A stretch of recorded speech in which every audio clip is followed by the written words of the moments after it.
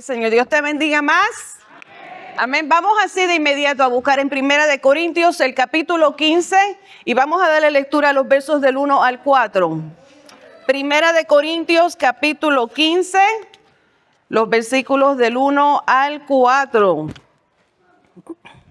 Continuamos con esta fiesta de celebración que para nosotros es una fiesta que se celebra todos los días.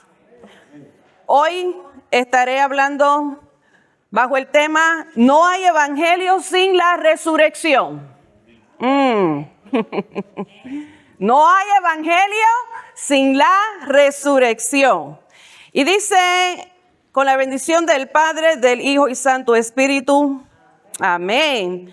Además, os declaro, hermanos, el evangelio que os he predicado, el cual también recibisteis, en el cual también perseveráis, porque por el cual asimismo, si retenéis la palabra que os he predicado, sois salvos, si no creísteis en vano.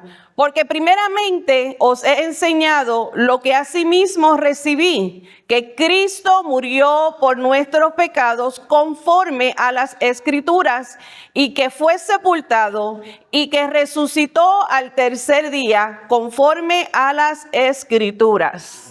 Padre Santo, Dios bueno, te exaltamos, te adoramos y te damos gracias porque hemos cantado, hemos bendecido y exaltado tu nombre. Te hemos adorado con nuestras ofrendas y nuestros diezmos. Padre Celestial, y en este momento nuestro corazón está abierto para recibir, Señor, a tu palabra, Señor, que seamos sensibles al toque de tu Espíritu Santo, Dios amado, que de nuestra mente se vaya toda confusión, toda preocupación, Padre de la gloria, y que estemos abiertos a la palabra que tienes separada para nosotros hoy. Palabra que trae vida, palabra que restaura, palabra que sana, palabra que salva. Te doy gracias por cada uno de nosotros aquí presente, Dios amado, y sobre todo te doy gracias por la oportunidad y el privilegio que tú me otorgas de compartir tu palabra en esta hora maravillosa. Me presento otra vez delante de ti con la bendición del Padre, del Hijo y de tu Santo Espíritu. Amén. Gloria a Jehová.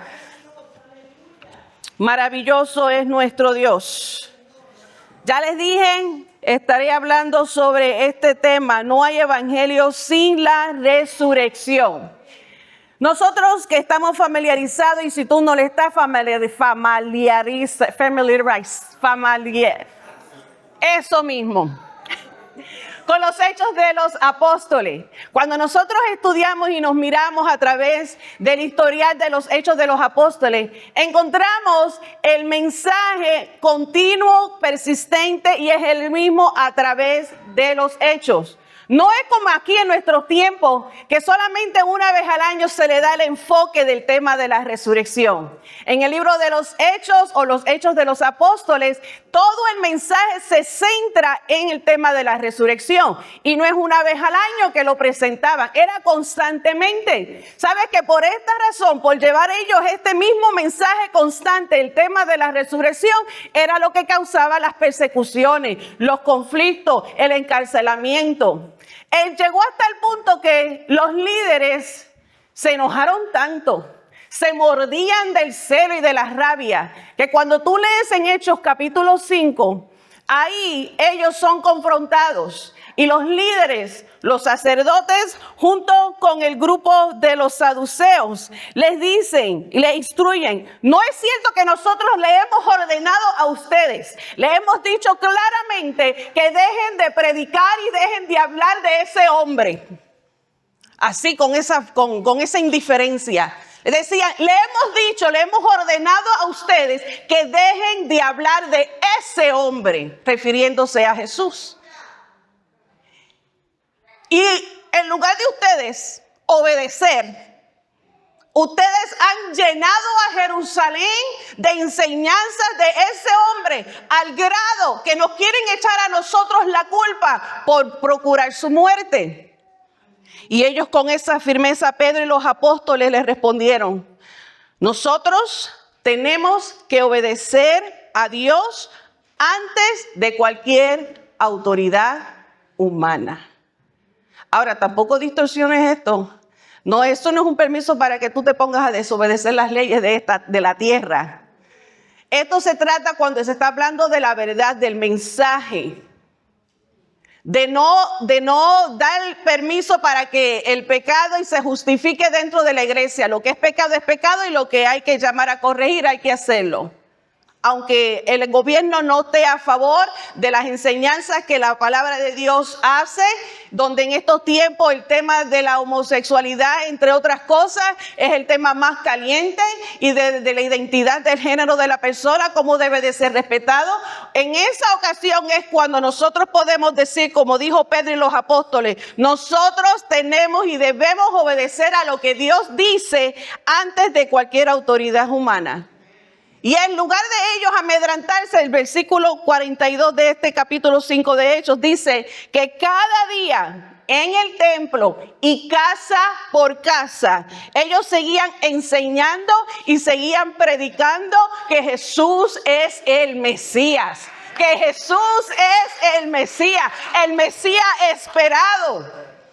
Y su enfoque continuaba en la misma idea. Y también hicieron referencia al famoso Salmo 16, verso 10, que dice: porque no dejarás mi alma en el Seol, ni permitirás que tu santo vea corrupción. El mensaje de los apóstoles se basaba en estas profecías. Este poema profético realmente es atribuido a David. Pero vemos cómo en el Nuevo Testamento es interpretado como una referencia a la resurrección de Cristo. Y más vemos cómo en Hechos capítulo 2, el apóstol Pedro se levanta y su primer discurso se trata precisamente de cómo Cristo venció la muerte. Y de igual modo tú y yo, la iglesia, tenemos ese compromiso de seguir predicando y enseñando y declarando y diciendo: Jesús el Mesías está vivo. Jesús el Mesías es el Salvador. Jesús el Mesías es nuestro Señor. Predicamos de un Jesús vivo, los mismos que los apóstoles constantemente predicaban, aunque se enfrentaran a la muerte, al encarcelamiento, al peligro. Ellos seguían declarando, aún Pedro, aún con los pies para arriba cuando fue crucificado, aún cuando fueron apedreados, aún cuando fueron rechazados y tirados a otra isla como a Juan, seguían diciendo: Jesús el Mesías ha resucitado y de este nosotros queremos proclamar. Él ha venido a morir por ti. Él ha venido para darte a ti salvación, perdón. Y muchas veces como que tampoco le damos no importancia, sino no le damos el peso más que una vez al año. Donde pensamos, wow, el amor tiene un costo. Y el costo del amor de Dios le costó a él sangre. ¡Qué precio tan alto! Y solamente nos acordamos de el valor de ese precio una vez al año. Es todos los días que nosotros debemos de ser agradecidos y darle gracias, Señor, por ocupar mi lugar. Gracias por amarme tal y como soy. Gracias por aceptarme. Gracias por la oportunidad que me has dado. Y sobre todo, gracias por la salvación que me das para disfrutarla en toda una eternidad contigo. Romanos 4:25 dice: el cual fue entregado por nuestros pecados. Pon tu nombre ahí. Él fue entregado por mí, Mari. Él fue entregado por nuestros pecados y resucitado. ¿Para qué? Para hacernos aptos, justos, correctos, limpios. Para reconciliarnos con el Padre. Porque por la entrada del pecado esa relación se ha roto. Estamos separados. El pecado separa al hombre de Dios. Y la muerte de Cristo en la cruz del Calvario y su resurrección hace posible esa reconciliación. Hace posible que su sangre nos limpie de todo pecado y nos haga puro. La sangre que Jesús derramó en la cruz del Calvario otorga vida. Y la vida que se nos da a nosotros no termina con la muerte física. Es una vida que continúa a la eternidad con Cristo en la presencia de Dios. Esa bendición se hace activa en el momento en que tú aceptas y crees que Jesús es el Redentor. En el momento en que tú aceptas ese sacrificio vivo para tu vida, ahí es que comienza el beneficio de la vida eterna. No hay que esperar para llegar a la gloria y disfrutar allí en las bodas del Cordero. Es desde ya, desde ahora, podemos disfrutar el beneficio de la muerte de Jesús en la cruz del Calvario. ¿Sabe que lo más importante del Evangelio es la resurrección de Cristo? Porque sin la resurrección, todo lo demás no tiene sentido. Incluso la misma muerte de Jesús no tiene sentido si no hubiese resucitado. El Evangelio no es solamente o es el sermón del monte. El Evangelio no son los 10 mandamientos. El Evangelio es una serie de hechos relacionados a una persona. Y esa persona se llama Jesús. Es Cristo. Es la muerte de Cristo quien quitó nuestros pecados. Pero en su resurrección, Cristo nos ha dado a nosotros la entrada al cielo. En este caso donde hemos leído en 1 Corintios capítulo 15, la iglesia de Corinto una vez más estaba siendo influenciada por la cultura, por las filosofías griegas, y estaban entonces comenzando a enseñar que no había resurrección de muertos. Muchos ciertamente sí creían que había una vida después de la muerte, pero no creían que el cuerpo resucitaría. O sea, no creían en la resurrección de los muertos corporal, simplemente en una idea. Y por esta razón es que Pablo se vio obligado o vio necesario, importante, urgente, de volver a recordarle el verdadero significado del Evangelio. Que el Evangelio no es poderoso o real o no tiene sentido sin la resurrección. Y Pablo comienza a explicar, y muchos de sus discursos, como les dije, el Evangelio, el mensaje constantemente era el mismo tema de la resurrección. Eso era constante. Y cada vez que escuchaba los que estaban alrededor y escuchaban el tema de la resurrección, comenzaban a burlarse. Porque ellos no creían en la resurrección de los muertos, en una resurrección corporal y real. Por lo cual siempre se andaban burlando de quien hablaba. Y el apóstol Pablo fue uno de los que recibió también de esa burla. Y cuando Pablo comienza a hablar acerca de Cristo resucitado, él antes, si ustedes se leen la historia, van a ver que el momento en que él fue llamado a que explicara de lo que estaba hablando, qué estaba haciendo él.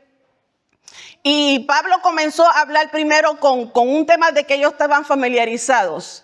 Y es que había muchos dioses en Corintios. Para todo había un Dios. Así es que Pablo, después de hablar e introducir este tema y antes de defender y hablar la verdad, él le dice, yo te voy a hablar ahora del que dice, ese Dios no conocido. Ese Dios no conocido, de ese que yo te estoy hablando. Y cuando él seguía hablando del tema de la resurrección, en el capítulo 17, el versículo 32, en este discurso que hace el apóstol Pablo allá en Atenas, a final de su discurso sigue afirmando y sigue hablando acerca de la resurrección de Jesús. Y los que estaban allí alrededor se burlaban y otros decían, ahí viene otra vez este con el mismo cuento, dale que es tarde. Viene este con la misma historia. Y comenzaron a burlarse de Pablo. Como les digo, la sociedad en aquel momento se les hacía difícil y rehusaban creer en la resurrección de los muertos. Incluso específicamente había un grupo, una secta, que estaba allí y era la secta de los saduceos. Los saduceos rotundamente rehusaban creer en la resurrección de los muertos, y este era el grupo principal junto con los demás que tenían la misma idea y la misma filosofía, que se burlaban del apóstol Pablo. Y nosotros, como el pueblo, la iglesia en Corintios y los nuevos cristianos, tenemos que nosotros recordar y comprender que el alma no muere. El alma no muere. Pero que en el mismo momento en que una persona muere, esa persona va a otro lugar. Si es hijo de Dios, está ausente del cuerpo y presente en el Señor. Y si no es hijo de Dios, entonces va a un lugar de tormento. No está en la presencia de Dios. Y solo Pablo no está explicando que la resurrección corporal es real, sino que le está diciendo, realmente Jesús sí resucitó de entre los muertos. Él fue 100% hombre y 100% Dios. El apóstol Pablo le está diciendo, no es un cuento. Realmente Jesús resucitó de entre los muertos. Y también, no tan solamente estaba el apóstol Pablo reafirmando y ayudándolos a ellos a entender que desde un principio él ha predicado esta verdad. También el apóstol Pablo hace mención del peligro que hay para el que cree la mentira de que Jesús no resucitó. Y por eso hace referencia, él comienza a decir en 1 Corintios 15, 1 y 2, donde él le dice, además os declaro, hermanos, el evangelio que os he predicado, el cual también recibisteis, en el cual también perseveráis. El apóstol Pablo estaba siempre se alegraba al escuchar la fidelidad de las iglesias, que a pesar de las persecuciones que sufrían y a pesar de las necesidades que vivían, el apóstol Pablo, cuando escuchaba la noticia de que las iglesias que él había fundado permanecían en la fe, eso lo llenaba a él de gozo. Y aquí él está diciendo, ustedes han recibido desde el principio, en las predicaciones que ustedes han aprendido de este Jesús, el Mesías resucitado, Jesús, el Mesías vivo, el que ha venido para ocupar nuestro lugar, el sacrificio perfecto, y que ahora ustedes permanecen fiel. Eso lo alegra a él de corazón. Y él le dice, permítanme recordarles a ustedes que las buenas noticias que ya les he predicado, en esas mismas buenas noticias es la que los salva, es lo que trae salvación. Esta buena noticia de que Jesús es el Mesías, Jesús vivo y resucitado, es el que trae salvación. Y si ustedes siguen creyendo en este mensaje que yo les he predicado, permanecerán bendecidos, viviendo y disfrutando los beneficios de la resurrección. Pero entonces nos podemos preguntar,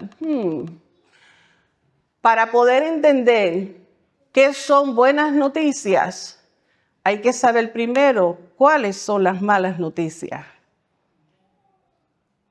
Para que haya una buena noticia, para entender qué son buenas noticias, hay que conocer cuáles son las malas noticias y de dónde nos libró el Señor. Así que yo te voy a responder esta pregunta. ¿Cuál es la mala noticia?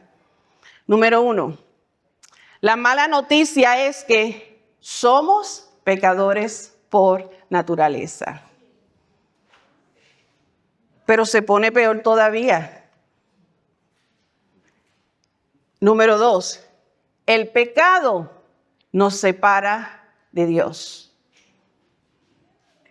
Pero se pone peor todavía. And there's more. Si nosotros morimos separados de Dios debido a nuestro pecado, entonces pasaremos la eternidad en el infierno, separados de Dios.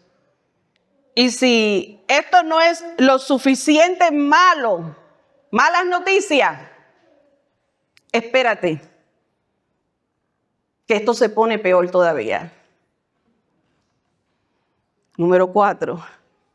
La única manera de evadir o escapar del infierno no es por obra. No hay obra.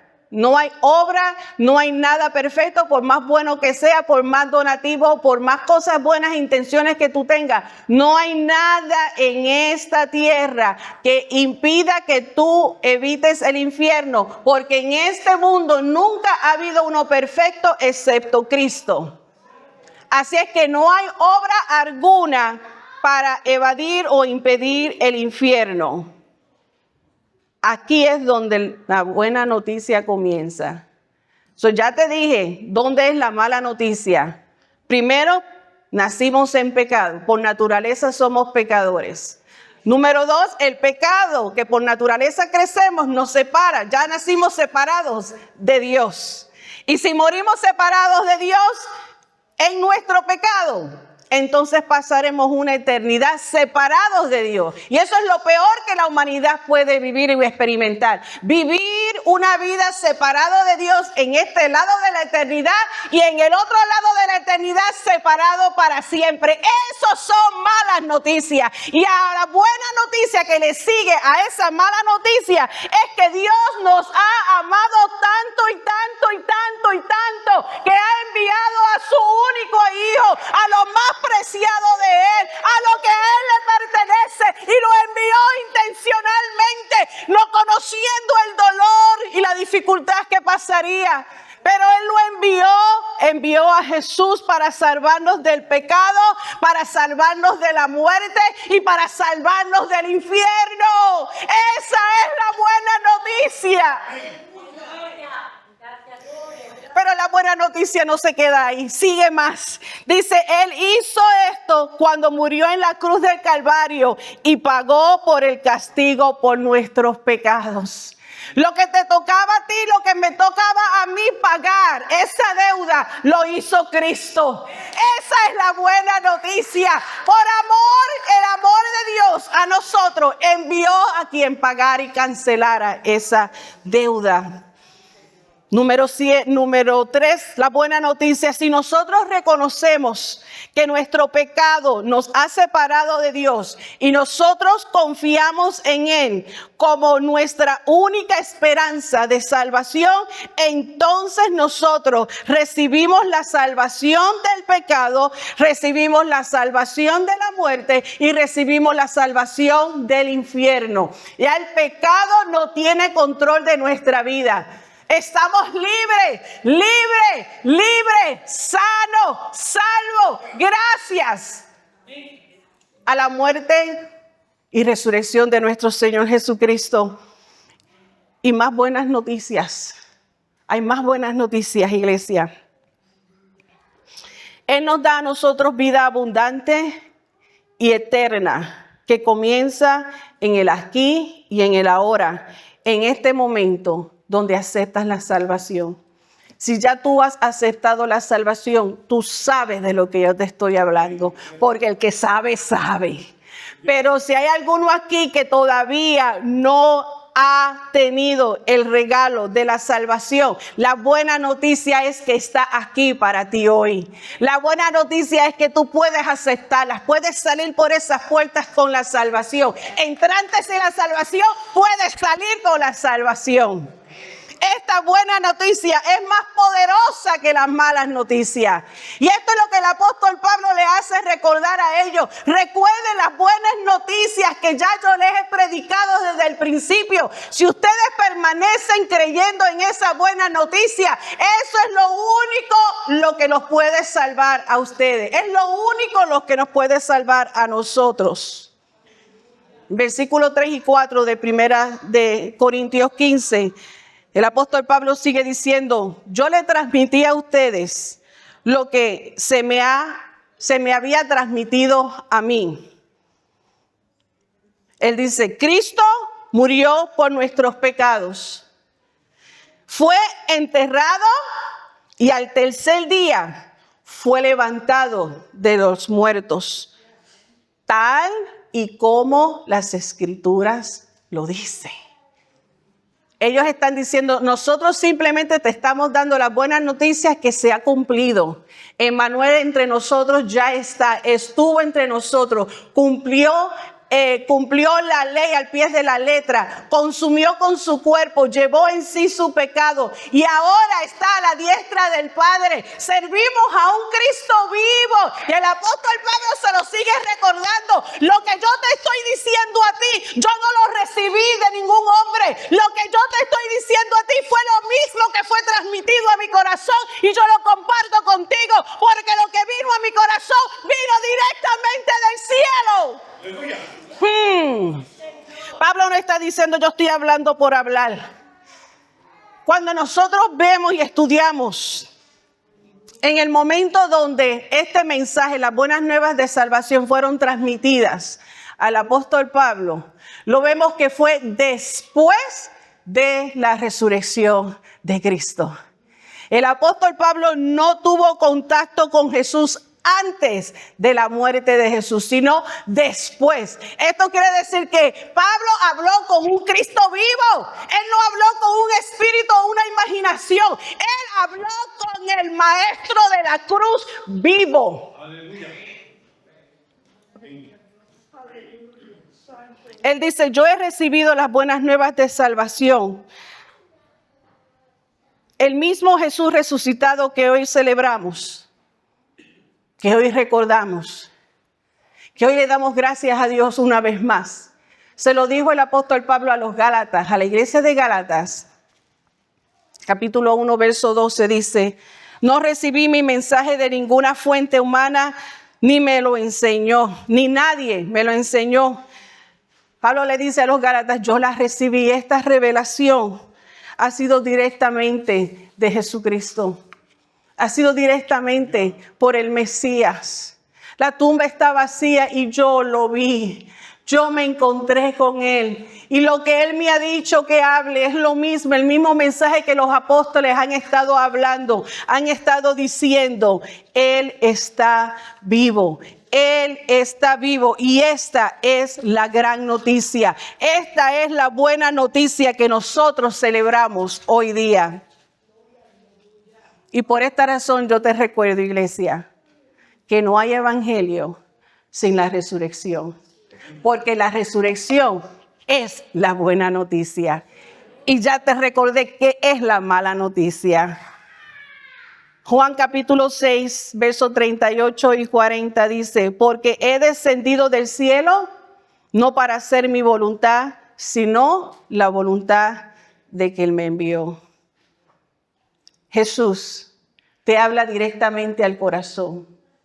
Yo vine para cumplir la voluntad del Padre, porque mi Padre te ama tanto y vine a cumplir el deseo de mi Padre, para que veas cuánto amor tiene por ti, cuánto Dios desea relacionarse contigo, cuánto Dios quiere que tú pases una eternidad en su presencia.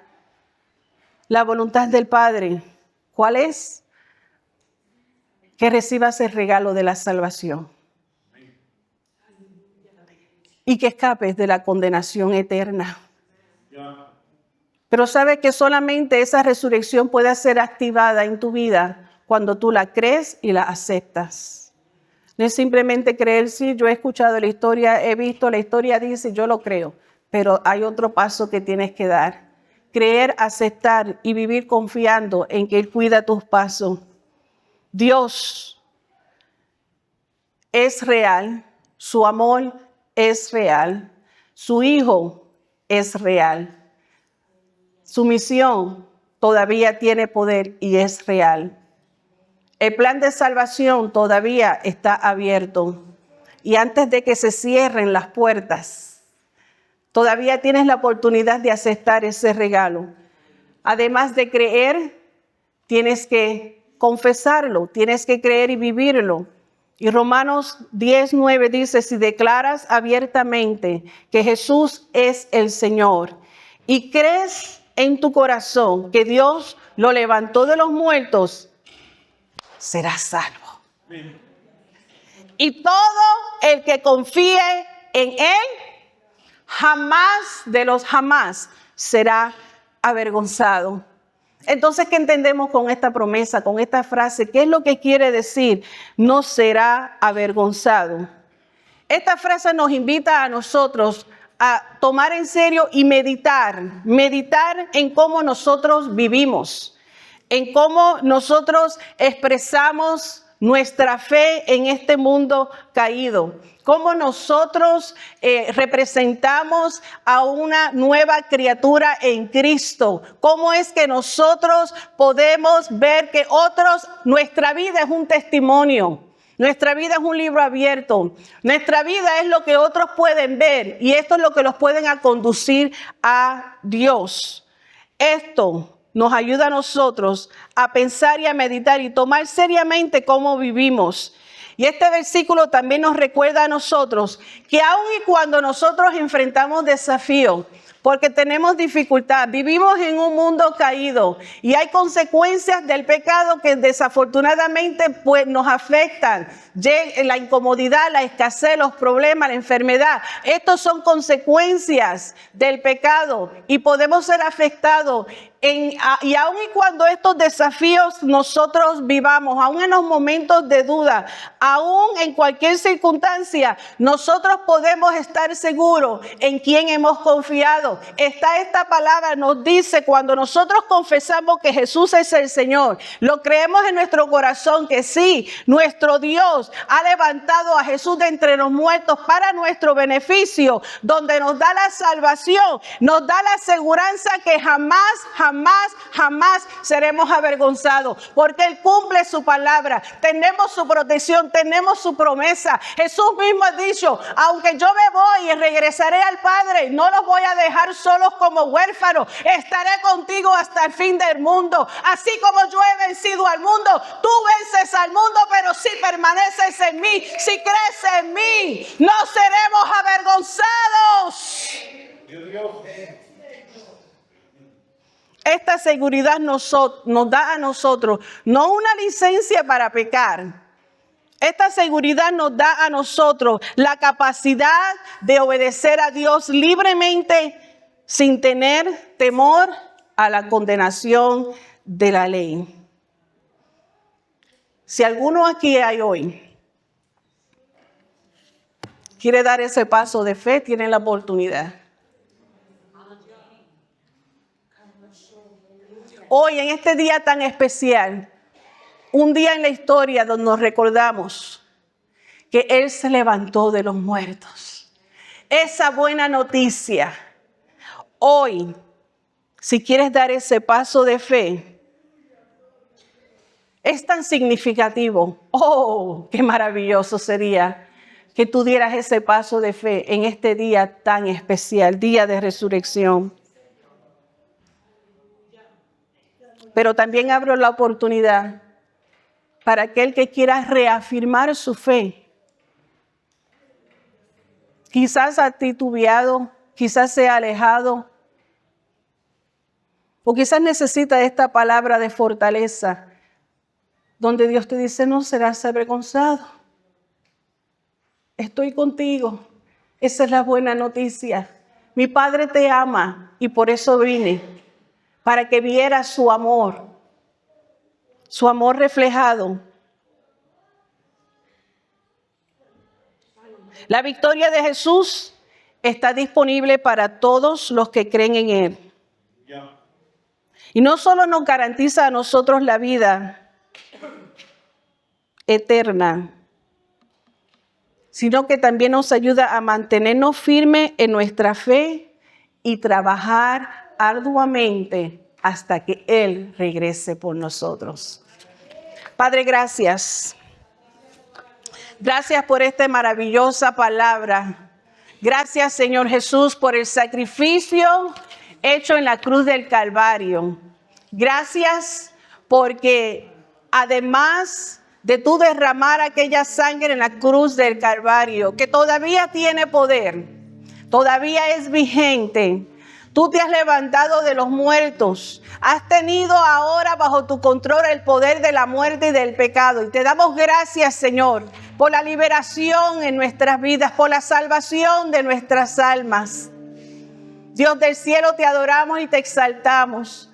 Ayúdanos a cada día a seguir viviendo firmemente y a seguir proclamando las buenas de salvación. A que nosotros continuemos, Padre Celestial, compartiendo la verdad de que Jesús está vivo, de que Jesús ha resucitado, de que Jesús salva, Jesús restaura, Jesús libera.